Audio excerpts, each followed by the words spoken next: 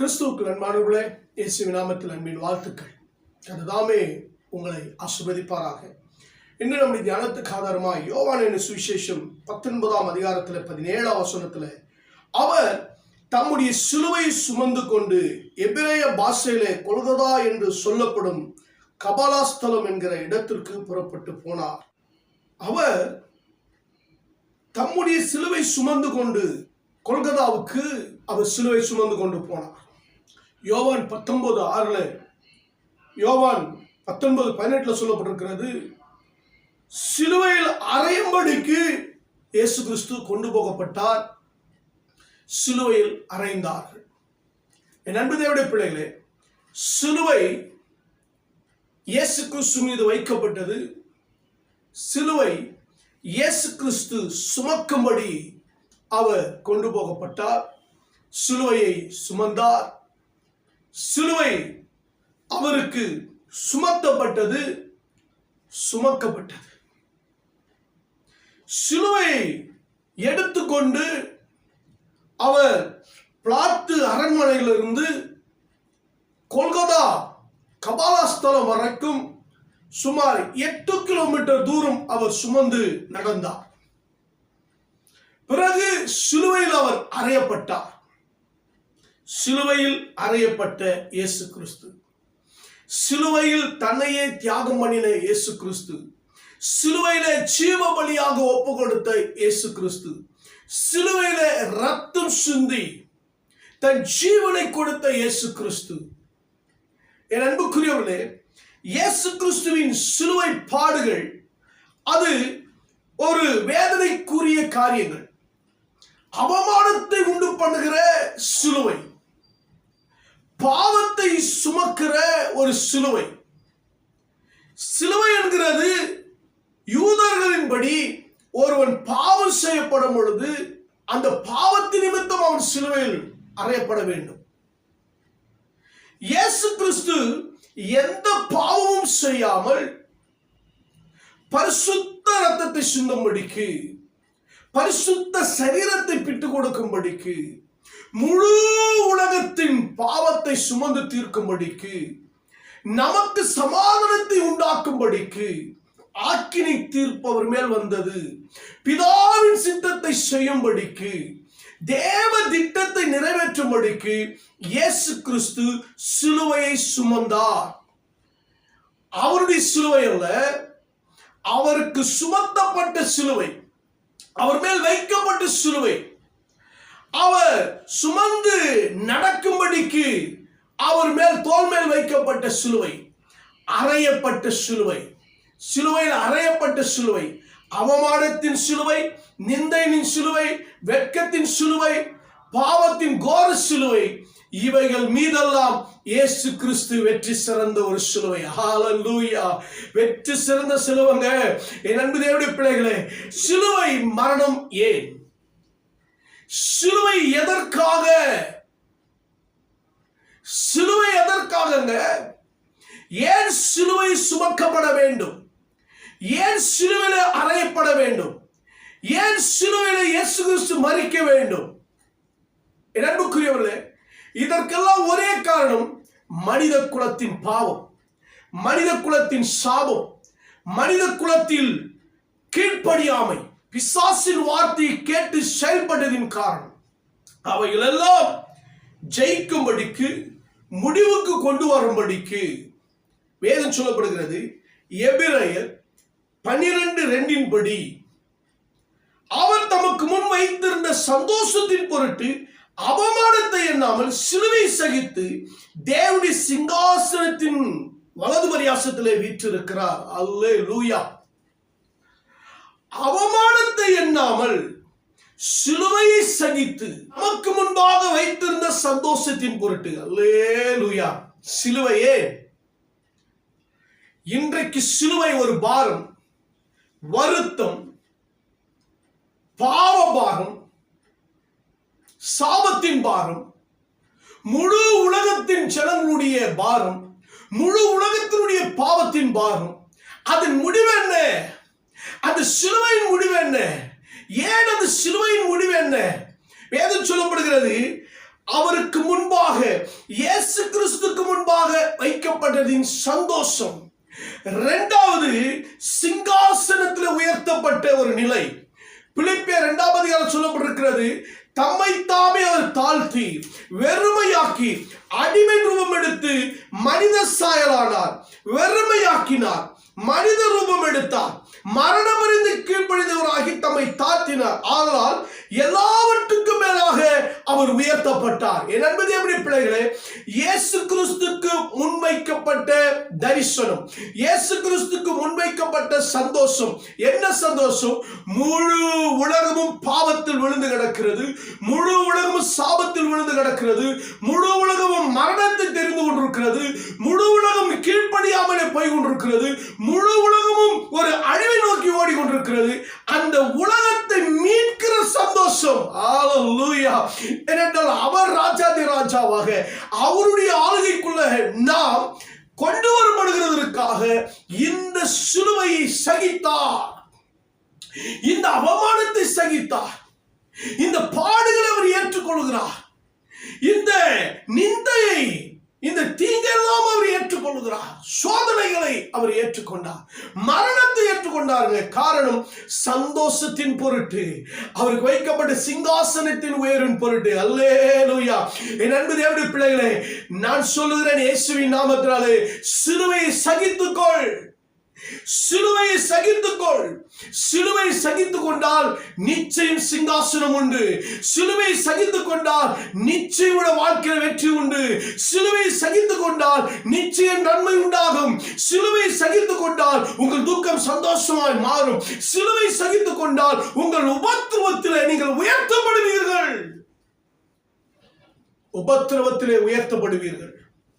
நீங்கள் சிங்காசனத்தை பெற வேண்டும் என்றால் சிலுவையை சுமக்க வேண்டியது இருக்கிறது, சிலுவையை சகிக்க வேண்டியது இருக்கிறது, சிலுவை பாரம் தேவைப்படுகிறதா இருக்கிறது. ஏனென்றால் அவைகள் நமக்கு ஒரு நல்ல வழிகாட்டியா இருக்கிறது. சிலுவை சுமக்கிறது நம்முடைய வாழ்க்கையில ஒரு பெரிய உயர்வை கொண்டு போய் நிறுத்துங்க. ஹல்லேலூயா. இயேசு கிறிஸ்து நமக்கு சொல்லிக் கொடுத்திருக்கிறார். 16ஆம் அதிகாரத்தில், அப்பொழுது இயேசு தம்முடைய சீஷர்களுக்கு, ஒருவன் என்னை பின்பற்றி வர விரும்பினார், அவன் தன்னைத்தான் வெறுத்து தன் சிலுவை எடுத்துக்கொண்டு என்னை பின்பற்ற கடவான். தன் ஜீவனை ரட்சிக்க விரும்புகிறவன் அதை இழந்து போவான். என் நிமித்தமாக தன் ஜீவனை இழந்து போகிறவன் அதை கண்டடைவான். இயேசு கிறிஸ்துவின் நிமித்தம், பரலோக ராஜ்யத்தின் நிமித்தம் சிலுவையை நாம் சகிப்போம் என்றால், சிலுவையை நாம் சுமப்போம் என்றால், சிலுவையை ஏற்றுக்கொள்வோம் என்றால், சிலுவையை சுமந்து இயேசுவை பின்பற்றுவோம் என்றால், என் அன்பு தேவனுடைய பிள்ளைகளே, நமக்கு தேவன் கொடுத்த நித்திய ஜீவ வாழ்க்கை உண்டு. இம்மையிலும் மறுமையிலும் நூறத்தனையான பலன் உண்டு. நிச்சயமான வெற்றி உண்டுங்க. ஹல்லேலூயா. அடுத்து 1 கொரிந்தியர் 1:17, ஞானஸ்தானத்தை கொடுக்கும்படி கிறிஸ்து என்னை அனுப்பவில்லை, சுவிசேஷத்தை பிரசங்கிக்கவே அனுப்பினார். கிறிஸ்துவின் சிலுவை வீணாய் போகாதபடிக்கு சாதுரிய ஞானம் இல்லாமல் பிரசங்கிக்கவே அனுப்பினார். இங்கே பவுல் சொல்லுகிறார், சிலுவை வீணாக போகக்கூடாது. நான் இப்படி சொல்லுகிறேன், சிலுவை வீணாக்கப்படுகிறது, சிலுவை வீணாக போகிறது. சிலுவை இன்றைக்கு இயேசு கிறிஸ்து கல்வாரி சிலுவையிலே ரத்த சிந்தி சரீரத்தை பிட்டு கொடுத்தாருங்க, மரித்து இருக்கிறாரே. அந்த சிலுவை பாடுகளை ஜெயித்து உயிரோடு எழுப்பி இருக்கிறாரே. அந்த சிலுவை இன்றைக்கு வீணாய் போய் கொண்டிருக்குங்க. சிலுவை வீணாக்கப்படக்கூடாது. இயேசு கிறிஸ்துவினுடைய அந்த பாடுகள் வீணாக்கப்படக்கூடாது. ஏனென்றால் அவருடைய பாடுகள் தான் நம்முடைய வாழ்க்கையை மாற்றி இருக்குங்க. அவருடைய பாடுகள் தான் நம்மளை புதிய மனிதனை மாற்றி இருக்கு. அந்த சிலுவையில் சிந்தின ரத்தம் தான் நம்ம இன்றைக்கு மீட்டு இருக்குங்க. அந்த மீட்பின் ரட்சிப்பு இன்றைக்கு வீணாய் போய் கொண்டிருக்கிறது. அந்த பாடுகளின் மகிமை இன்றைக்கு வீணாய் போய் கொண்டிருக்கிறது. அந்த பாடுகளின் உபதேசம் சத்தியம் இன்றைக்கு வீணாய் போய் கொண்டிருக்கிறதுங்க.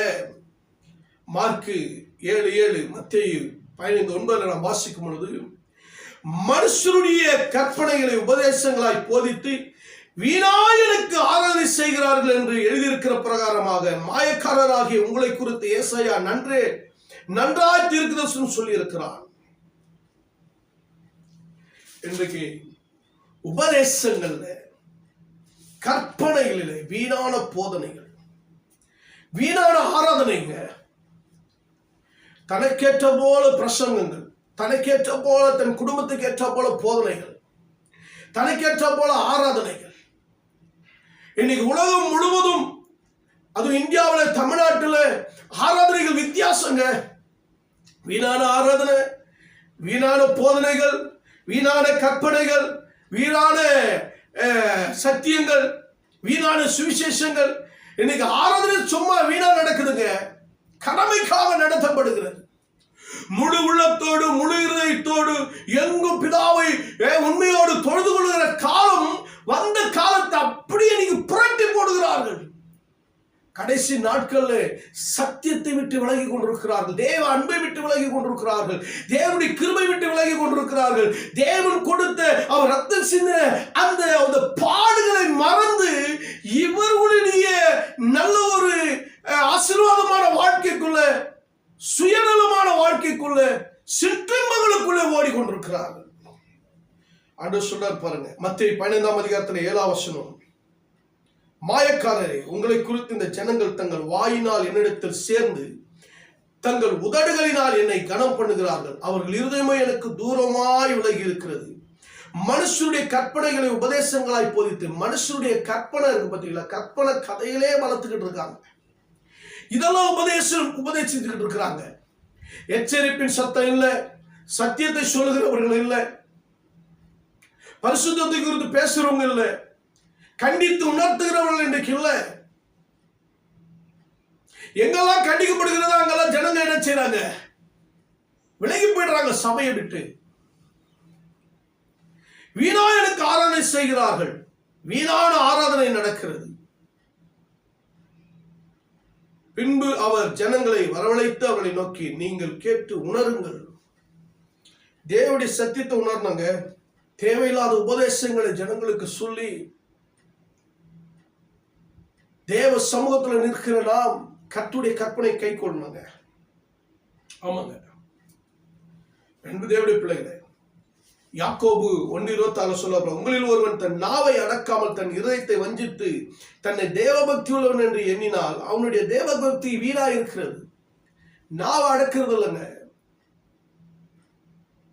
சபையில் இருக்கிற ஜனங்கள், கிறிஸ்தவர்கள் கிறிஸ்தவர்களுக்கு விரோதமாக, தேவனுடைய பிள்ளைகள் தேவனுடைய பிள்ளைகளுக்கு விரோதமாக நாவை அடக்கிறது இல்லை. அடுத்து சபைக்குள்ள வர்றாங்க, ஆராதிக்கிறாங்க, நல்ல அபிஷேகத்தை பெற்றுக்கொள்றாங்க, நல்ல தேவ சத்தியத்தை கேட்கிறாங்க. அங்கிட்டு வெளியே போறது, வெளியே அந்த வாசல்ல போனதுமே அவங்களுடைய சுபாவமே மாறிடுதுங்க. அவருடைய நாக்கு என்ன வேணாலும் பேசுது. வீட்டுக்கு போன பிறகு கணவனும் மனைவி பிள்ளைகளை பேசிக் கொள்கிற வார்த்தைகள், அப்ப வீணா போகுதுங்க தேவ பக்தி. சிலுவை வீணாய் போகிறது. உங்களுடைய நாம அடக்கலைன்னா நாம் வஞ்சிக்கிறோம், சிலுவை வஞ்சிக்கிறோம்.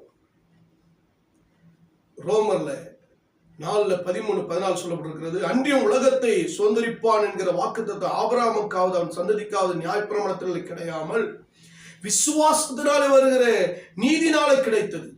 நியாயப்பிரமாணத்தை சார்ந்தவர்கள் சுதந்திரவாளிகள் ஆனால் விசுவாச வீணாய் போகும், வாக்குத்தத்தம் அவமாகும். இங்கு சொல்லப்பட்டிருக்கிறது, விசுவாசமும் தேவனுடைய வார்த்தைகளும் வாக்குத்தத்தங்களும் அவமாய் போய் வீணாய் போய் கொண்டிருக்கிறது. இன்னைக்கு விசுவாசம் இல்ல, கிரியை இல்லைங்க. அவரவருக்கு ஒரு நியாயப்பிரமாணத்தை, அவருக்கு ஏற்ற போல வார்த்தையை பிடிச்சிட்டு ஓடிக்கிட்டு இருக்காங்க. அப்போ விசுவாசம் வீணா போயிட்டு இருக்கு. சிலுவை மேல் வைத்த விசுவாசம், சிலுவையில ரத்தம் சிந்தி நம்ம மீட்டு கொடுத்த இயேசு கிறிஸ்துவின் மேல் இருந்த விசுவாசம் இன்றைக்கு வீணா போயிட்டு இருக்கு. சத்திய வசனங்கள் வீணா போயிட்டு இருக்கு, வாக்குத்தத்தம் வீணா போயிட்டு இருக்குங்க. எப்படி அப்ப நம்ம தேவனுடைய ராஜ்யத்தை சுதந்திரிப்போம்? எப்படி இந்த உலகத்துல கர்த்தர் கொடுத்த வாக்குத்தத்தத்தின் ஆசீர்வாதத்தை சுதந்திரிப்போம்? எப்படி பரிசுத்தத்தை சுதந்திரிப்போம்?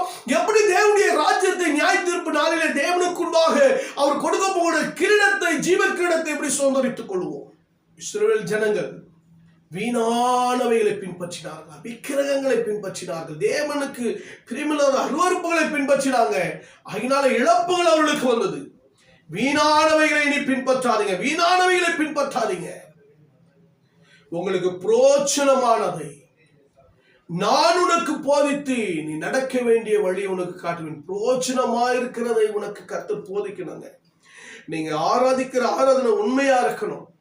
உங்களுடைய உபதேசங்கள் தேவனுடைய சத்தியத்தை சார்ந்ததா இருக்கணும். ஆமாங்க, உங்களுடைய தேவனுடைய உபதேசங்கள், போதனைகள், சத்தியங்கள், சுவிசேஷங்கள் எல்லாம் ஆவியானவரால் கொடுக்கப்படணுங்க. தேவ ஆவினாலே சத்தியங்கள் அருளப்பட்டிருக்கிறது. தேவ ஆவினாலே, தேவ வல்லமையினாலே, பரிசுத்த ஆவியானவர் கொண்டு வெளிப்படுத்தி பேசப்பட்டிருக்கிறது வார்த்தைகள். தேவனுடைய வல்லமையால் நிறைந்து பேசப்படணும். வீணாக்க கூடாது. தேவனுடைய சத்தியம் வீணாக்கப்படக்கூடாது. சிலுவை வீணாக்காதிருங்கள். சிலுவை வீணாக்கப்படாமல் அது வெற்றியாய் முடிய வேண்டும். சிலுவையின் உபதேசம் வீணாக்கப்படாமல் அது உங்களுக்குள்ளே பலன் கொடுக்கிறதா இருக்க வேண்டும். அது வீணாக்கப்படாமல் அது பிரோஜனம் உள்ளதாய் நீங்கள் மாற்றிக்கொள்ள வேண்டும். என் அன்பு தேவனுடைய பிள்ளைகளே, வீணான மனிதர்களாய் போகாதபடிக்கு சத்தியத்தை பிடித்து நடக்கணுங்க. சத்தியத்தை பிடித்து நடக்கணுங்க. சிலுவையின் மேன்மையை நீங்கள் ருசி பார்த்து கொண்டே இருங்கள். ருசி பார்த்து கொண்டே இருங்கள். கர்த்தர் நல்லவர். ஹல்லேலூயா. அடுத்து வேதம் சொல்லப்பட்டிருக்கிறது 1 கொரிந்தியர் 1:18. சிலுவை பற்றிய உபதேசம் கெட்டு போகிறவர்களுக்கு பைத்தியமா இருக்குது. ரட்சிக்கப்படுகிற நமக்கோ அது தேவ பலனா இருக்கிறது. ஆமென். யோவான் 3:16 சொல்லப்பட்டிருக்கிறதுங்க, ஒருவனும் கெட்டு போகாமல் நித்திய ஜீவனை அடையும்படிக்கு அவரை தந்திரனி இவ்வளவாய் உலகத்தில் அன்பு கூர்ந்தார். ஒருவரும் கெட்டு போக கூடாது என்பதற்காகத்தான் இயேசு கிறிஸ்து தன்னை விசுவாசிக்கத்தக்கதாக, அவருடைய நித்திய ஜீவனை கொடுக்கத்தக்கதாக அவரை கல்வாரி சிலுவையிலே தந்தருளினார். அவருடைய அன்பை வெளிப்படுத்தினார். அதாவது நாம் ஆக்கினை தீர்ப்பு அடையாதபடிக்கு உலகத்தில் இயேசு கிறிஸ்துவை அனுப்பி அவரால் ரட்சிக்கப்படும்படிக்கு தேவன் நம்மை அனுப்பினாருங்க. என் அன்பு தேவனுடைய பிள்ளை, நாம் பலவீனமானவர்கள். அப்படிப்பட்ட சிலுவை, இயேசு கிறிஸ்துவின் கல்வாரி சிலுவை நம்ம பலனா மாற்றி இருக்குங்க. ஆனால் கொரிந்து சபையில் இருக்கிறவர்கள், இன்றைக்கு இருக்கிற உலகத்தில் இருக்கிறவர்கள் சிலுவையை பற்றிய உபதேசம் கெட்டு போறவர்களுக்கு பைத்தியமா இருக்குங்க. சிலுவை பைத்தியமாயிருச்சு. இன்னைக்கு சிலுவை பைத்தியமா நினைக்கிறாங்க. ரட்சிக்கப்படாதவங்க நினைக்கிறாங்க, அது வேறங்க. ரட்சிக்கப்பட்டவங்களை இன்னைக்கு சிலுவையை பைத்தியமாக்கிட்டாங்க. சிலுவை தூசிக்கப்படுகிறது. சிலுவை அவமதிக்கப்படுகிறது. இயேசு கிறிஸ்துவின் பாடுகள் அவமதிக்கப்படுதுங்க. இயேசு கிறிஸ்து நமக்காக சிந்திய ரத்தம் அவமதிக்கப்படுகிறதுங்க. பைத்தியமாக எண்ணப்படுகிறது. ஏன்?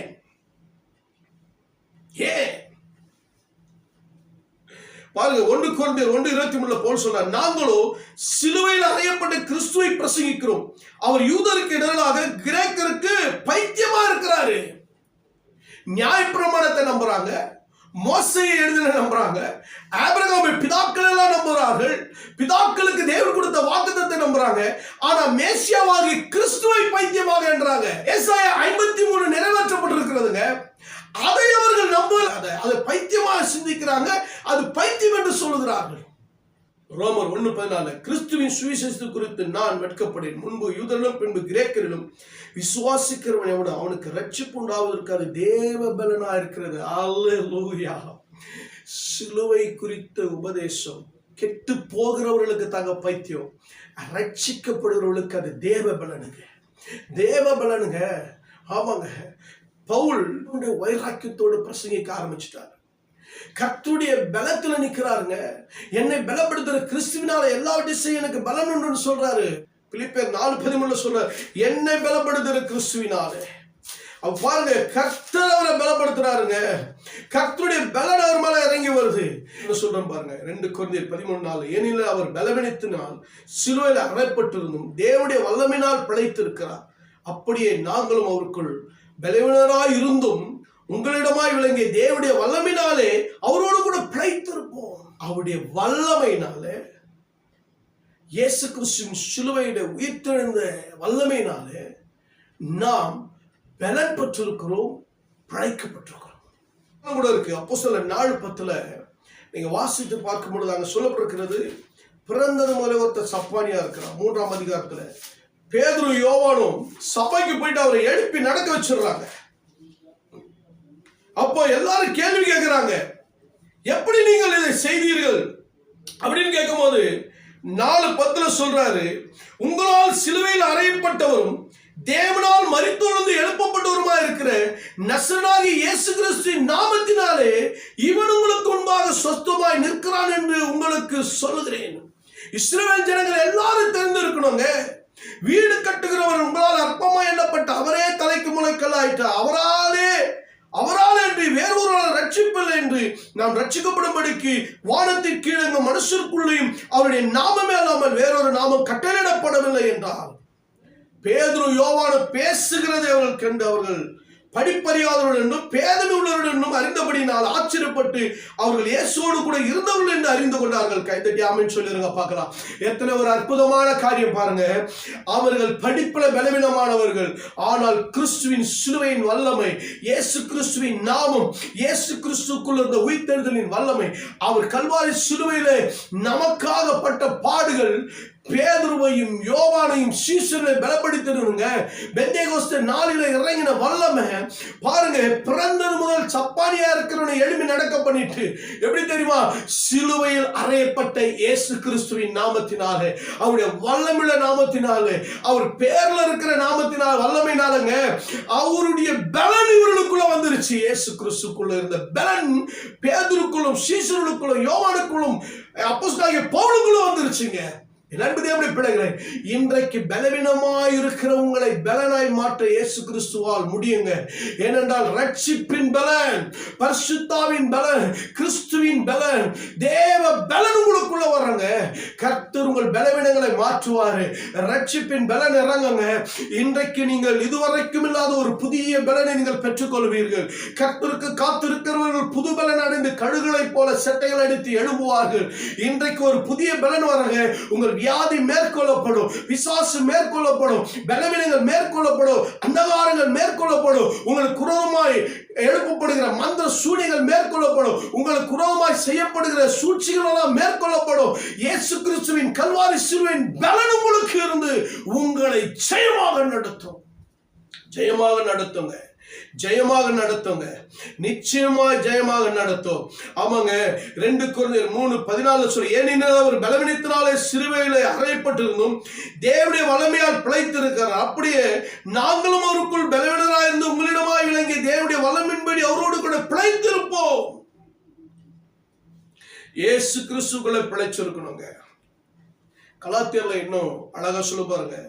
கலாத்தியர் 2:20 கிறிஸ்துவோடு கூட சிலுவையில் அறையப்பட்டேன், ஆயினும் பிழைத்திருக்கிறேன். இனி நான் அல்ல, கிறிஸ்துவே எனக்குள் பிழைத்திருக்கிறார். நான் இப்பொழுது மாம்சத்தில் பிழைத்திருக்கிறேன். ஏனெனில் என்னில் அன்பு கூர்ந்து எனக்காக தம்மைத்தாமே ஒப்பு கொடுத்த தேவனுடைய குமாரனை பற்றி விசுவாசத்தினாலே பிழைத்திருக்கிறேன். தேவனுடைய மேல் விசுவாசம் சிலுவையிலே இயேசு கிறிஸ்து அறையப்பட்டது நிமித்தம் பவுல் சொல்லுகிறார், நான் பிழைத்திருக்கிறேன். இன்றைக்கு நாம் பிழைப்போம், பலன் அடைவோம், புது கிருபை பெற்றுக்கொள்வோம், புது பலத்தோடு எழும்புவோம், புதிய காரியங்களை கர்த்தர் செய்வார். கர்த்தருக்காய் எழும்புவோம், இயேசுவுக்காய் எழும்புவோங்க. அதுதான் நமக்கு தேவை. அல்லேலூயா. அடுத்து சொல்றேன் பாருங்க. 1 கொரிந்தியர் 2:2 சொல்லப்பட்டிருக்கிறது, இயேசு கிறிஸ்துவை சிலுவையில் அறையப்பட்ட அவரே அன்றி வேறொன்று உங்களுக்குள்ளே அறியாது இருக்க தீர்மானித்திருந்தேன். இயேசு கிறிஸ்துவை மாத்திரம் அறிந்து கொள்ளுங்க, சிலுவையை மாத்திரம் அறிந்து கொள்ளுங்க. இயேசு கிறிஸ்துவின் சிலுவை அறையப்பட்ட அவரே அன்றிங்க. இயேசு கிறிஸ்துவை தவிர வேற எதை நீங்க ஆராய்ச்சி பண்ணாதீங்க. இந்த உலகத்துல தேவையில்லாத ஆராய்ச்சிகள்லாம் இருக்குங்க, தேவையான ஆராய்ச்சிகள் இருக்கு. உங்கள் ஞானத்துக்குரிய, அறிவுக்குரிய, புத்திக்குரிய, வளர்ச்சிக்குரிய, உங்கள் குடும்ப வளர்ச்சிக்குரிய காரியங்களை நீங்க என்ன செய்யலாம்? இயேசு கிறிஸ்து கிருபை கொண்டு அவருடைய ஞானத்தை கொண்டு நீங்க என்ன செய்யுங்க? விசேஷமா தேவனுடைய சத்தியத்தை அறிந்து கொள்ளுங்க. தேவ ஞானம் இருக்குங்க. சாலமோனுக்கு ஞானம் எங்க இருந்து வந்தது? சத்தியத்தின் மூலம் தான் வந்ததுங்க. தானியேலுக்கு ஞானம் எங்க இருந்து வந்ததுங்க? இயேசு கிறிஸ்துவால் தேவனுடைய ஆவினால ஞானம் கொடுக்கப்பட்டது. ஆமா, யோசேப்புக்கு ஞானம் எங்க இருந்து வந்தது? தேவ ஆவினால் முழுவதும் நிரப்பப்பட்டு தேவனோடு கூட இருந்ததுனால தாங்க ஞானம் வந்தது. படிக்காத பேதுருக்கு ஞானம் எப்படிங்க வந்தது? யோவானுக்கும் படிப்பறிவு. பரிசுத்த ஆவினால் நிரப்பப்பட்டவருங்க, பரிசுத்த ஆவினால் நிரப்பப்பட்டாங்க. இயேசு கிறிஸ்துவை அறிகிற அறிவில் வளர வேண்டும். அதையே நாம் தீர்மானிக்க வேண்டும். 1 கொரிந்தியர் 2:8 சொல்லப்படுகிறது, இப்பிரபஞ்சத்து பிரபுக்களில் ஒருவனும் அறியவில்லை, அறிந்தார்களானால் மகிமையின் கர்த்தரை அவர்கள் சிலுவையில் அறைய மாட்டார்களே. பிரபுக்கள், ராஜாக்கள், எத்தனை ஜனங்கள் இன்றைக்கு இயேசுவின் சிலுவை குறித்து அறிந்து கொள்ளலைங்க. அவருடைய பாடுகளை அறிந்து கொள்ளல. ஏன் அவர் இந்த உலகத்துல வந்தார், மரிச்சார், ஏன் எழும்பினார்னு அறிந்து கொள்ளுகிற அறிவே இல்லைங்க. அதை பத்தி ஜனங்க யோசிக்கிறதே இல்லை. இன்னைக்கு வித்தியாசமான யோசனை ஓடிக்கிட்டு இருக்காங்க. உலக காரியங்கள்லயே இன்ட்ரெஸ்டா ஓடிக்கிட்டு இருக்காங்க. தேவனை அறிகிற அறிவுல ஜனங்க அதை நச்சுக்கல, செயல்படுத்தல. ஏன் தெரியுமா? என் அன்பு தேவனே, இந்த உலகம் தேவனை அறியாததுக்காக, சிலுவை அறியாததுக்காக ஒரு காரணம் இருக்குங்க. கலாத்தியர் 5:24 சொல்ல, கிறிஸ்துவுடையவர்கள் தங்கள் மாம்சத்தை, ஆசை இச்சைகளை சிலுவையில் அறைந்திருக்கிறார்கள். நாம் கிறிஸ்துவின் சிலுவை அறிந்து கொள்றோம்னா நம்முடைய மாம்சத்தையும் நம்முடைய ஆசை இச்சைகளை சிலுவையில் அறையணுங்க. என்றைக்கு சிலுவையில நாம் நம்முடைய மாம்ச இச்சைகளை அறைகிறோமோ அன்றைக்கு நமக்குள்ள ஆவின் கனிகள் வெளிப்பட ஆரம்பிக்கும். அன்றைக்கு ஆவிக்குரிய வரங்கள் நமக்குள்ள கிரியை செய்ய ஆரம்பிக்கும். அன்று முதல் தெய்வீக ஞானமும் தெய்வீக புத்தியும் தெய்வீக அறிவை வெளிப்பட ஆரம்பிக்கும். உங்க குடும்பத்தை சீரா நடத்த முடியும், உங்களுடைய பிசினஸ் சீரா நடத்த முடியும், உங்களுடைய வேலையை அழகா நடத்த முடியும், உங்களுடைய எவ்வளவு பேர் உங்கள் பிள்ளைகளுடைய படிப்பு எதிர்காலம் நல்லா நடத்த முடியுங்க. அப்ப சிலுவையில் இன்னும் அறையப்படவில்லை. நாம் சிலுவையில் அறையப்பட வேண்டும். நாம் சிலுவையில் அறையப்பட்டால் பழைய மனுஷன் செத்து போவார். ரோமர் 6:6 சொல்றார், நாம் இனி பாவத்திற்கு ஊழியம் செய்யாதபடிக்கு பாவ சரீரம் ஒழிந்து போகும் பொருட்டாக நம்முடைய பழைய மனுஷன் அவரோடு கூட சிலுவையில் அறையப்பட்டது என்று அறிந்திருக்கிறோம். நம்முடைய பழைய மனுஷனை, மாம்ச சிந்தையை, மாம்சத்தின் கிரியைகளை, உலக ஆசைகளை, உலக விருப்பங்களை, உலக சிநேகங்களை இவையெல்லாம் சிலுவையில் அறையும் பொழுது, என் அன்புக்குரியவர்களே, நாம் கிறிஸ்துவிலே வளருவோம், தேவ கிருபையிலே வளருவோங்க. 1 பேதுரு 2:24 சொல்லப்படுகிறது, நாம் பாவங்களுக்கு செத்து நீதிக்கு பிழைத்திருக்கும்படி அவர் தாமே நம்முடைய சரீரத்திலே, தமது சரீரத்தில் நம்முடைய பாவங்களை சிலுவையின் மேலே சுமந்தார், அவருடைய தழும்புகளால் குணமாகிறோம். அப்ப நாம் குணமாக்கப்படணும், ஆரோக்கியமாக்கப்படணும், நம்முடைய எதிர்காலம் சிறப்பா இருக்கணும், நம்முடைய எதிர்காலம் வெற்றியா நடத்தப்படணும். நாம் நல்ல ஒரு வாழ்க்கை வாழணும்னா நம்முடைய வாழ்க்கையில நமக்குள்ள இருக்கிற சுபாவங்கள், நம்ம இன்னைக்கு கீழானவையிலே தேடிட்டு இருக்கோங்க. மேலானவைகளை, கிறிஸ்துவுக்குரியவைகளை தேடும் பொழுது நம்முடைய வாழ்க்கையில மேன்மையானதை நாம் கண்டடைவோம். ஆமென். பவுல் கூட சொல்றார் பாருங்க, கலாத்தியர் 6:14, நானும் நம்முடைய கர்த்தராகிய இயேசு கிறிஸ்து சிலுவை குறித்தே அல்லாமல் வேறொன்றை குறித்து மேன்மை பாராட்டிருப்பேனாக. அவரால் உலகம் எனக்கு சிலுவையில் அறை உண்டு இருக்கிறது, நானும் உலகத்திற்கு சிலுவையில் அறை உண்டு இருக்கிறேன். அவர் பாருங்க, மாம்ச இச்சைகளை எல்லாத்தையும் சிலுவையில் அரைச்சிட்டார். ஏன்னா மேன்மையான சிலுவையின் மகிமையை பார்க்கணும். தேவனுடைய மேன்மையை உயர்த்தப்படணுங்க. இயேசு கிறிஸ்து சிலுவை உயர்த்தப்படணும். மேன்மையா அவருடைய சிலுவை இயேசு கிறிஸ்து மேன்மையாய் உயர்த்தப்படும் பொழுது நாமும் மேன்மையை உயர்த்தப்படுவோம். அப்ப மேன்மையை உயர்த்தப்படுறதுக்கு நம்முடைய பாவ சரீரத்தை, மாம்ச இச்சைகளை, ஆசைகளை எல்லாவற்றையும் சிலுவையில் அடிக்கப்படும் பொழுது இயேசு கிறிஸ்து மேன்மைப்படுவார், நீங்களும் மேன்மைப்படுவீர்கள். கர்த்தர் உங்களை மேன்மைப்படுத்துவாருங்க. யோசுவா தேவனுடைய ஆலயத்தை விட்டு பிரியாது இருந்தாருங்க. ஆகினால்தான் மோசேக்கு பிறகு மேன்மை யோசுவாவுக்கு கிடைச்சது. எல்லா ஜனங்களுக்கும் தான் கர்த்தர் மேன்மையாக வச்சாருங்க.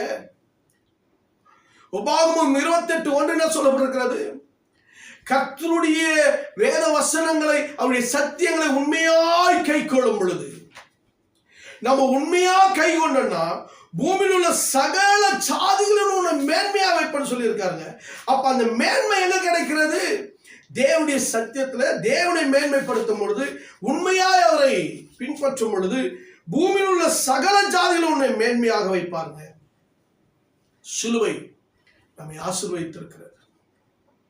சிலுவை நம்மை மேன்மைப்படுத்தியிருக்கிறது, நம்ம கனப்படுத்தியிருக்கிறது. என் அன்புக்குரியவர்களே, இன்றைக்கு நீங்கள் சோர்ந்து போயிருக்கலாம், விடாய்த்து போயிருக்கலாம், ஒருவேளை நீங்கள் தாழ்ந்த நிலையில் இருக்கலாம், தள்ளப்பட்டிருக்கலாம். ஆனால் கர்த்தர் சொல்லுகிறார், சிலுவையின் மேன்மை உன்னை மேன்மைப்படுத்தும். என் ஆண்டவர் கல்வாரி சிலுவையில் சிந்திய ரத்தம் உன்னை உயர்ந்த ஸ்தலத்தில் கொண்டு போகுங்க. சகல ஜனங்களை பார்க்கல நீங்கள் மேன்மை அடைவீர்கள். தேவன் எப்படி ஆண்டவர் இஸ்ரவேல் ஜனங்களை மேன்மைப்படுத்தினாரோ, தாவீதை மேன்மைப்படுத்தினாரோ, சிலுவை எப்படி மேன்மைப்படுத்தப்பட்டதோ, எப்படி இஸ்ரவேல் ஜனங்கள் மேன்மைப்படுத்தப்பட்டார்களோ அப்படியே கர்த்தர் உங்களை மேன்மைப்படுத்துவார்கள். யோசுவாவை மேன்மைப்படுத்தின ஆண்டவர் எல்லா சத்துருளுக்கு முன்பாக, விரோதிகளுக்கு முன்பாக, பகைக்கிறவர்களுக்கு முன்பாக, உன்னை அவமானப்படுத்துகிற ஜனங்களுக்கு முன்பாக கர்த்தர் உங்களை மேன்மைப்படுத்துவார். அதுக்குத்தான் சிலுவை. நாம் சிலுவையில் நம்முடைய பழைய மனிதனை, பழைய சுபாவங்களை, ஆசைகளை, இச்சைகளை அறையும் பொழுது மேன்மை. அறைந்து விடுங்கள். கர்த்தர் உங்களோடு கூட இருந்து பெரிய காரியங்களை செய்வார். ஹல்லேலூயா, ஹல்லேலூயா. அடுத்து கலாத்தியர் 3:1 வெளிப்படுத்தப்பட்ட சிலுவை. புத்தி இல்லாத கலாத்தியரே, நீங்கள் சத்தியத்திற்கு கீழ்ப்படியாமல் போகத்தக்கதாக உங்களை மயக்கினவன் யார்? இயேசு கிறிஸ்து சிலுவையில் அறையப்பட்டவராக உங்கள் கண்களுக்கு முன்பாக பிரத்யட்சமாய் உங்களுக்கு வெளிப்படுத்தப்பட்டிருக்கிறாரே. நீங்க பாத்தீங்கன்னா புத்தி இல்லாத கலாத்தியரா மாறிட்டாங்க. சத்தியத்தை விட்டு விலகி போயிட்டு இருக்கிறான். விசுவாசத்தை விட்டுட்டான். நியாயப்பிரமாணத்தை பிடிச்சிட்டான். ஆவில ஆரம்பம் பண்ணினவன் இப்ப மாம்சத்துல ஓடிக்கிட்டு இருக்கிறான். அப்ப எத்தனை பாடுகள் பட்டிருக்கிறாங்க. அவங்க ஆண்டவருக்காய் சாட்சியா நின்று இருக்கிறாங்க. அவங்க மத்தியில சத்தியம் வெளிப்பட்டிருக்கிறது. அவங்க அற்புதங்களை, அடையாளங்களை கர்த்தர் அவளுக்கு முன்பாக நடப்பித்து இருக்கிறாரு. அப்படிப்பட்ட விசுவாசத்துல ஓடிக்கொண்டிருக்கிற ஜனங்கள் திடீர்னு அவருடைய லைஃபை வீணாக மாற்றிக்கிறாங்க. சத்தியத்தை விட்டு விலகி போயிடுறாங்க பாருங்க. அப்போ அவர் சொல்றாரு, நீ நியாயப்பிரமாணத்தை குறித்து பேசிக்கிட்டு இருக்காதப்பா. நியாயப்பிரமாணம் நீதி உள்ளதா, பரிசுத்தம் உள்ளதா, பட் ஆனா நீ அதை சரியா கை கொள்ளலையே. நியாயப்பிரமாணத்தை உனக்கேற்ற போல நீ திருத்தி எழுதிக்கிட்டியே. உனக்கேற்ற போல உபதேசம், உனக்கேற்ற போல சத்தியத்தை பிரசங்கம் பண்ணிக்கிட்டு இருக்கிற, உனக்கேற்ற போல நீ பண்ணிக்கிட்டு இருக்கிற. ஏதும் சொல்லப்பட்டிருக்கிறது, மரத்தில் தூக்கப்பட்ட எவனும் சபிக்கப்பட்டவன் எழுதியிருக்கிறபடி கிறிஸ்து நமக்காக சாபமாகி நியாயப்பிரமாணத்தின் சாபத்துக்கு நம்மை நீங்களாக்கி மீட்டுக் கொண்டார். ஆபிரகாமுக்கு உண்டான ஆசீர்வாதம் கிறிஸ்து இயேசுவினாலே புறஜாதிகளுக்கு வரும்படிக்கு ஆவியை குறித்து சொல்லப்பட்ட வாக்குத்தத்தம் நாம் விசுவாசத்தினாலே பெறும்படிக்கு அப்படி ஆயிற்று. ஹல்லேலூயா, ஹல்லேலூயா. சகோதரரே, நன்றாக கேட்டுக்கொள்ளுங்கள். தேவன் உனக்காக ரத்த சிந்தி சாபமாக்கப்பட்டிருக்கிறார். நீங்கள் தெளிந்த புத்தி உள்ளவர்களாயிருங்கள். அவருடைய சிலுவை காட்சி நமக்கு வெளிப்படுத்தப்பட்டிருக்கிறது. சத்தியத்தின் மூலமாய் பேசப்பட்டிருக்கிறது. இன்று வரைக்கும் அவருடைய சிலுவையை குறித்து, அவருடைய மேன்மை குறித்து ஊழியக்காரர்களை கொண்டு, கர்த்தர் தீர்க்கதரிசிகளை கொண்டு, அப்போஸ்தலர்களை கொண்டு, தேவன் மெய்ப்பொருளை கொண்டு, சுவிசேஷங்களை கொண்டு கர்த்தர் வெளிப்படுத்தி கொண்டிருக்கிறார். சத்தியத்தின் மூலமாய் அதை பிடித்துக் கொள்ளுங்கள். ஏனென்றால் இயேசு கிறிஸ்து கல்வாரி சிலுவையில் சாபத்தை அழித்து, நியாயப்பிரமாணத்தின் கிரியைகளை அழித்து, அவர் விசுவாசத்தினாலே வாக்குத்தத்தத்தை நீங்கள் சுதந்தரித்து அந்த ஆசீர்வாதத்தை, அதாவது ஆபிரகாமுடைய ஆசீர்வாதத்தை பரிசுத்த ஆவினாலே பெறும்படிக்கு நமக்கு கிருபை கொடுக்கப்பட்டிருக்கிறது. ஹல்லேலூயா. அந்த கிருபையை போக்கடிச்சிடாதீங்க. அப்போஸ்தலர் 1:26 அவர் உங்கள் எல்லாரும் உங்கள் பொல்லாங்கிலிருந்து விலக்கி உங்களை ஆசீர்வதிக்கும்படி தேவன் தம்முடைய பிள்ளையாக இயேசுவை எழுப்பி முதலாவது உலகத்தில் அனுப்பினார் என்றார். தேவன் எழுப்பி அனுப்பி இருக்கிறாருங்க. இயேசு கிறிஸ்துவின் ரத்தத்தினாலே மாத்திரம்தான் நாம் ஆசீர்வதிக்கப்பட முடியும். நீங்கள் புத்தி இல்லாமல், ஞானம் இல்லாமல் ஆசீர்வாதத்தை இழந்துடாதீங்க. புத்தி இல்லாமல், ஞானம் இல்லாமல், தேவையில்லாத செய்கையினாலே உங்களுடைய வர வேண்டிய நன்மையான ஆசீர்வாதத்தை இழந்துடாதீங்க. யூதாஸ் 3 வருஷம் இயேசு கிறிஸ்துவோடு இருக்கிறாருங்க. நல்ல ஒரு மெய்ப்பன், வழி நடத்தி கொண்டிருக்கிறாரு, நல்ல சத்தியத்தில் நடத்திக்கிட்டு இருக்கிறாரு. அந்த சத்தியத்தை தாண்டி பல ஆசைகளை அவர் விழுந்து போயிட்டாருங்க. அவரே ஆசீர்வாதத்தை உருவாக்கணும்னு நினைச்சாரு. இல்லைங்க, தேவன் ஞானத்தை கற்றுக்கொள்ளும் பொழுது, தேவனுடைய புத்தியை கற்றுக்கொள்ளும் பொழுது, சத்தியத்தை கற்றுக்கொள்ளும் பொழுது, இயேசுவை பின்பற்றும் பொழுது, அவரை பின்பற்றி வாழும் பொழுது நமக்கு வர வேண்டிய ஆசீர்வாதங்கள் நம்மை தேடி வராங்க. விசுவாசத்தினாலே ஆபிரகாம் ஒன்றும் இல்லாமல், காண்கிறதுக்கு ஏதும் இல்லைங்க, ஆனா ஆசீர்வாதத்தை பெற்றாங்க. தேவன் வாக்குத்தத்தம் பண்ணினவர் உண்மையுள்ளவர் என்று சொல்லி பிடிச்சு நடந்தார் பாருங்க. கர்த்தர் எத்தனை பெரிய ஆசீர்வாதத்தை கொடுத்தாங்க. அல்லேலூயா. பிலிப்பியர்ல சொல்லப்படுது பாருங்க 3:18, ஏனெனில் அநேகர் வேறு விதமாய் நடக்கிறார்கள், அவர்கள் கிறிஸ்துவின் சிலுவைக்கு பகைஞர் என்று உங்களுக்கு அநேக தரம் சொன்னேன், இப்பொழுதும் சொல்கிறேன். அடுத்து சிலுவை பகைக்கப்படுகிறது. சிலுவை இன்று வரைக்கும் பகையாக பேசப்படுகிறது. கிறிஸ்துவின் சிலுவையை இன்றைக்கும் பகைத்து உலக மக்கள் வெறுத்து கொண்டிருக்கிறார். 2ஆம் அதிகாரத்துல 12 வாசிக்கும்போது, அக்காலத்தில் கிறிஸ்துவை சேராதவர்களும் இஸ்ரவேலிய காணியாட்சிக்கு புறமானவர்களும் வாக்குத்தத்தத்துக்கு உடன்படிக்கை அந்நியரும் நம்பிக்கையாளருமாய் உலகத்தின் தேவனற்றவர்களுமாய் இருந்தீர்கள் என்று நினைத்துக் கொள்ளுங்கள். முன்னே தூரமாய் இருந்த நீங்கள் இப்பொழுது கிறிஸ்து இயேசுக்குள் கிறிஸ்துவின் ரத்தத்தினாலே சமீபமானீர்கள். எப்படி எனில் அவரே நம்முடைய சமாதானக்காரராகி இருத்திருத்தாரை ஒன்றாக்கி பகையாகின்ற பிரிவினையாகிய நடுசுவரை தகர்த்து சட்டதிட்டங்களாகிய நியாயப்பிரமாணத்தை தம்முடைய மாம்சத்திலே ஒழித்து இருத்திருத்தாரையும் தமக்குள்ளே ஒரே புதிய மனுஷனாக சிருஷ்டித்து இப்படி சமாதானத்தை உண்டு பண்ணி பகையை சிலுவையில கொன்று அதனால இருத்திருத்தாரை ஒரே சரீரமாக தேவனுக்கு ஒப்புரவாக்கினார். அல்லேலூயா. அல்லாமல் அவர் வந்து தூரமாயிருந்த உங்களுக்கும் சமயமாயிருந்த அவர்களுக்கும் சமாதானத்தை சுவிசேஷமாய் அறிவித்திருக்கிறார். அந்தபடியே நாம் இருத்திருத்தாரும் ஒரே ஆவினாலே பிதாவிடத்தில் சேரும் ஸ்லாக்கியத்தை அவர் மூலமாய் பெற்றிருக்கிறோம். ஆமென், ஆமென், ஆமென். அன்புடைய பிள்ளைகளே, யூதர்களும் புறஜாதிகளாகிய நாம் பிதாவுக்கு பகைஞர்களாக இருந்தோம். கிறிஸ்துவை சேராமல் இருந்தோம். இஸ்ரவேலுடைய காணியாட்சிக்கு புறம்பாக இருந்தோம். வாக்குத்தத்தத்துக்கு உடன்படிக்கைக்கு அந்நியராக இருந்தோம். நம்பிக்கையில்லாதவர்களாக இருந்தோம்.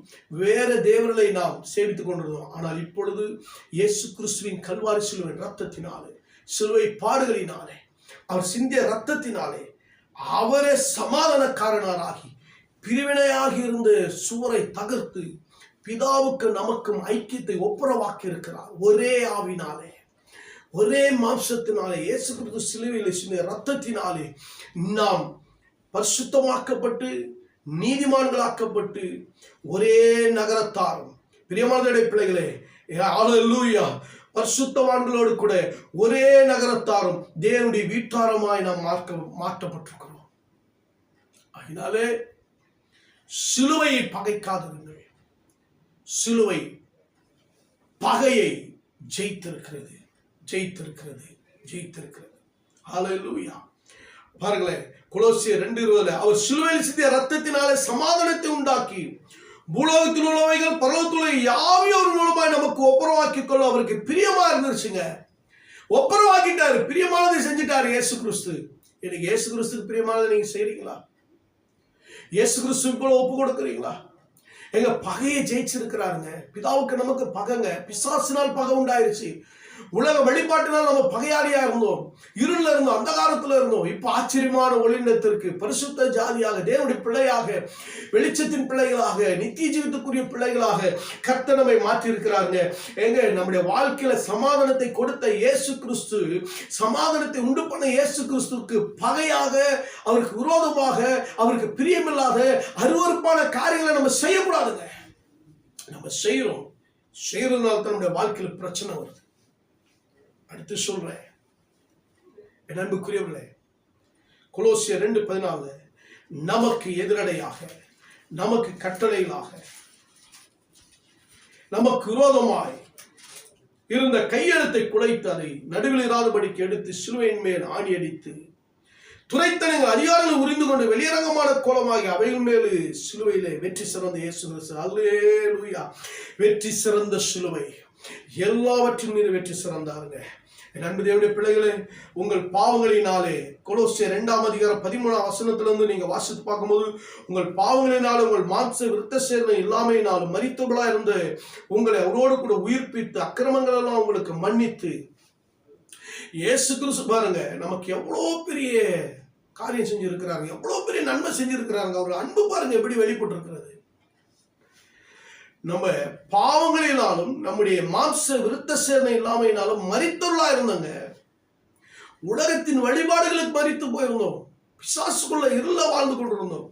ஆனால் இயேசு கிறிஸ்து அவருடைய கல்வாரி சிலுவையின் மரித்து உயிரோடு எழும்பி நம்மையும் உயிர்ப்பித்து அக்கிரமங்களை எல்லாம் நமக்கு மன்னித்து நமக்கு எழுதப்பட்ட பிதா எழுதினார் இல்லையா, அந்த எதிரடையாக கட்டளையாக நமக்கு விரோதமாக இருந்த கையெழுத்தை குலைத்து அதை நடுவிலிராதபடி எடுத்து சிலுவையின் மேல் ஆணி அடித்து அடுத்து சொல்றார் பாருங்க, இது பிதா கிட்ட பிதா போட்ட கையெழுத்து நமக்கு எதிரடையா, அந்த கையெழுத்தை மாற்றிட்டார். அடுத்து ஒரு காரியம் செய்யறாரு பாருங்க, துரைத்தனங்கள் அதிகாரங்களை உரிந்து கொண்டு வெளியரங்கமான கோலமாகி அவைகள் மீது வெற்றி சேர்ந்தார். இது இந்த துரைத்தனங்கள் அதிகாரங்களும் உரிந்து கொண்டு வெளியரங்கமான கோலமாயிட்டாருங்க. ஹல்லேலூயா. இந்த துரைத்தனங்கள் அதிகாரங்கள் யாரு? பிசாசின் துரைத்தனங்கள், பிசாசின் அதிகாரங்கள். அவைகளை வெளியரங்கமாக யூத ஜனங்கள், இஸ்ரவேல் ஜனங்கள், ரோமர்கள் எல்லாரும் பார்க்கத்தக்கதாக இயேசு கிறிஸ்து கல்வாரி சிலுவையிலே வெளியரங்கமாக, இயேசு கிறிஸ்து வெளியரங்கமாக அவைகளின் மீது வெற்றி சிறந்தார். அல்லேலூயா.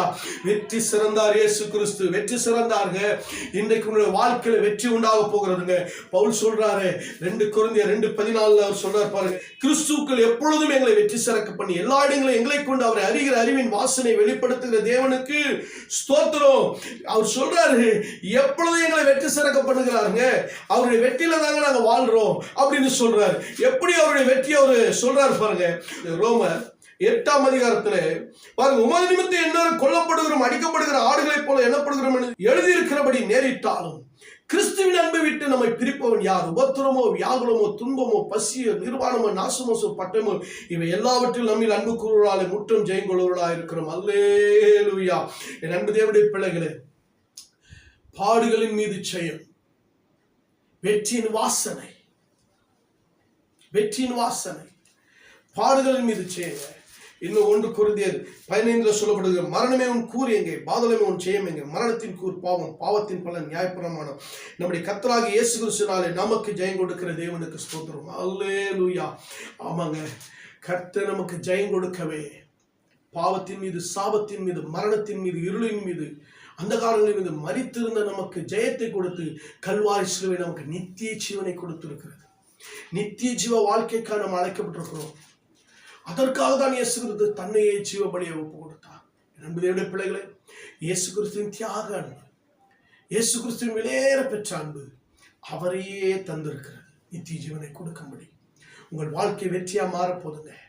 உங்கள் குடும்ப வெற்றியாய் மாறப்போகிறது. உங்கள் பிள்ளைகள் படிப்பு வெற்றியாய் மாறப்போகிறது. உங்கள் பிள்ளைகளுடைய வாழ்க்கை வெற்றியாய் மாறப்போகிறது. உங்களுடைய பிசினஸ் வெற்றியாய் மாறப்போகிறது. உங்களுடைய வேலையில நீங்கள் எதிர்பார்த்த வெற்றி உங்களுக்கு கிடைக்க போகிறது. உங்களுடைய ஊழிய வெற்றியாய் மாறப்போகுதுங்க. ஒன்றே ஒழுங்கா இயேசு கிறிஸ்துக்கு உங்களை அர்ப்பணிங்க. இயேசு கிறிஸ்துக்கு உங்களை அர்ப்பணிங்க. எத்தனை உபத்திரம், பாடுகளை எத்தனை வந்தாலும் சரி, இயேசுவின் அன்பு விட்டு பிரிஞ்சிடாதீங்க. கல்வாரி சிலுவையின் அன்பு விட்டு பிரிஞ்சிடாதீங்க. இயேசுவின் அன்பு பிரித்துக் கொள்ளுங்க. இயேசுவின் அன்பை நீங்க பிடித்து வாழ்ந்தீங்கன்னா உங்க வாழ்க்கை வெற்றியா மாறிடுங்க. உங்க வாழ்க்கை வெற்றியா மாறிடுங்க. கிறிஸ்து இயேசுவுக்கு, தேவனுக்குள்ளே, அவருக்குள்ளே வாழுகிற அந்த வாழ்க்கை நமக்கு வேணுங்க. ஒருவன் சகோதரத்தில் அன்பு கூறுகிறேன் என்று சொல்லி கூறாமல் போனால் அவன் பொய்யனா இருக்கிறான். கிறிஸ்துவின் அன்பு அவர்களுக்குள்ள இல்லைங்க. நீங்க காண்கிற சகோதரத்தில் அன்பு கூறுங்க. மன்னிக்க வேண்டியவங்களை மன்னிங்க. ஏற்றுக்கொள்ள வேண்டியவங்களை ஏற்றுக்கொள்ளுங்க. அதுதான் தேவனுடைய அன்புங்க. இயேசு கிறிஸ்துவின் அன்பு. இயேசு கிறிஸ்துவின் அன்பு முழு உலகத்துல பாவம் செய்து கொண்டிருக்கிற செய்து முடித்த எல்லாருடைய பாவங்களை அவர் சுமந்தாரே, அதுதாங்க கிறிஸ்துவின் கல்வாரி சிலுவையின் அன்பு. அந்த வெற்றியை நீங்க கொண்டாடணுங்க. உங்க வாழ்க்கையில கொண்டாடணும். உங்க பிள்ளைகளுடைய வாழ்க்கையில கொண்டாடணுங்க. நீங்க கொண்டாடவே அழைக்கப்பட்டிருக்கிறீங்க. என் அன்பு தேவனுடைய பிள்ளைகளே, வெற்றி நிச்சயம். கிறிஸ்துவிலே நீங்கள் அன்பு கூறுங்கள். கர்த்தர் உங்களை, உங்கள் குடும்பங்களை கர்த்தர் ஆசீர்வதிப்பார். பரலோக பிதாவே, அன்பின் தகப்பனே, வானத்துக்கு பூமிக்கு தேவனாகிய கர்த்தாவே, இயேசு கிறிஸ்துவின் சிலுவை பாடுகள், இயேசு கிறிஸ்துவின் சிலுவை ஆண்டவரே, அவர் எங்களுக்காக ஏற்றுக்கொண்ட சிலுவை, சுமந்த சிலுவை, அவமானத்தின் சிலுவை, நிந்தையின் சிலுவை எங்களை வாழ வைத்திருக்கிறது. எங்களை ஆசீர்வதித்திருக்கிறது. சமாதானத்தை கொடுத்திருக்கிறது. பலனை கொடுத்திருக்கிறது. வெற்றியை கொடுத்திருக்கிறது. ஆண்டவரை எங்களை உயிர்ப்பித்து இருக்கிறது. எங்களை வெளிச்சமாய் மாற்றி இருக்கிறது. தேவனுடைய அன்பை ருசி பார்க்க வைத்திருக்கிறது. நித்திய ஜீவ வாழ்க்கை கொடுத்திருக்கிறது. அப்பா, இதை கேட்கிற ஒவ்வொருடைய வாழ்க்கையிலும் நித்திய ஜீவன் உண்டாக்கட்டும். ஆசீர்வாதம் உண்டாக்கட்டும். தெய்வீக வல்லமை உண்டாகட்டும். பலப்படுத்துங்க, ஆசீர்வதிங்க. இயேசுவின் நாமத்தில் ஜெபத்தை கேட்ட எங்கள் ஜீவனுள்ள நல்ல பிதாவே, ஆமென் ஆமென். God bless you. கர்த்தர் உங்களை ஆசீர்வதிப்பார், பெரிய காரியங்களை செய்வார், நிச்சயம் வெற்றி உண்டு.